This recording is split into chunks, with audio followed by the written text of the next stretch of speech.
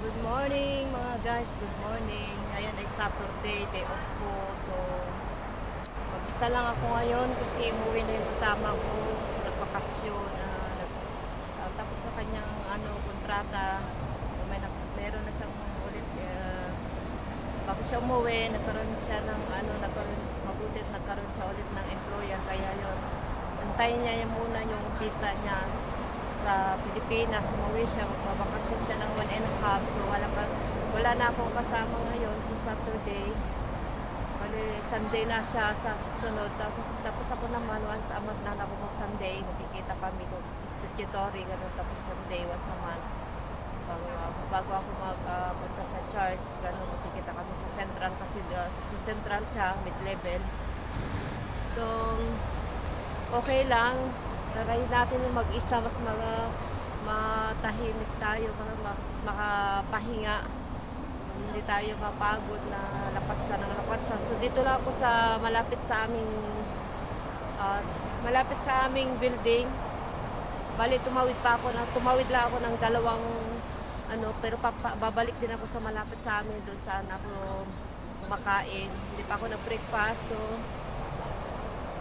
dito ako kasi kala ko gagamitin ko sana yun, pero may gumagamit sa mga yung mga tatanda yun, yung exercise, kasi gusto ko mag-exercise mga guys para hindi kasi ako nakakapag-exercise maigi sa bahay kasi diretso trabaho na.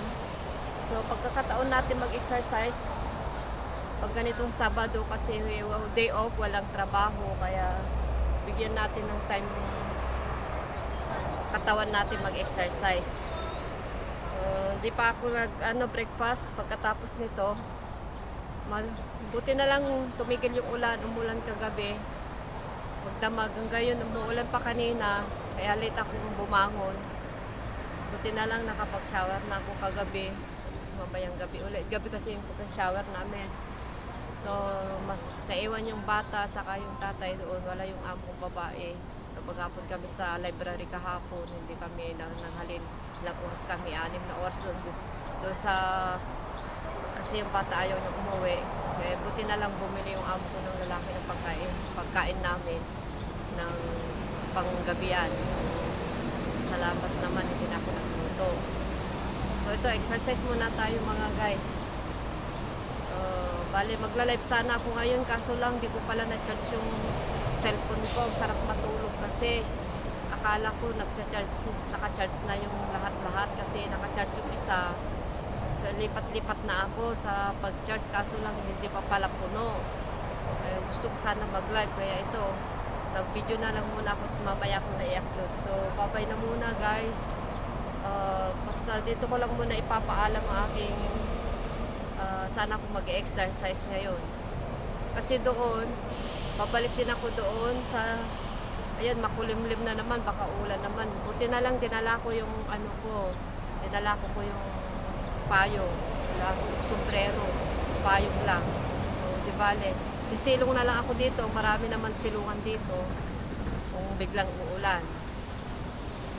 So nagpaalam lang ako mga guys. Bale, dalawa yung t-shirt na ginamit ko. Nandun yung gamit ko. Tinanggal ko yung t-shirt ko. Tapos ito yung kasi gamit ko na sa bahay. Gusto ko na lang labhan, pero ginamit ko muna kasi malinis pa naman. Lagi kong dinadala ito, hindi ko lang naisusuot. Kaya pinangtulog ko pa minsan. Ayan. Dami kong lalabhan mamaya pag uwi ko. So sabay ko na kasi kailangan ko nang ilaban to. Tapos gamitin ko munang mag-exercise para ayan, kasi magpapawis tayo dito. Kaya yung t-shirt ko nandoon oh. Yung gamit ko nandoon sa upuan. So nandoon lahat yung mga gamit ko. So bye-bye na guys. O kaya may exercise lang ako. Magpaalam lang ako guys. Mag-isa tayo ngayon. Pero okay lang kasi para makatawag-tawag tayo sa mga pamilya natin sa Pinas na solo natin yung oras ngayon.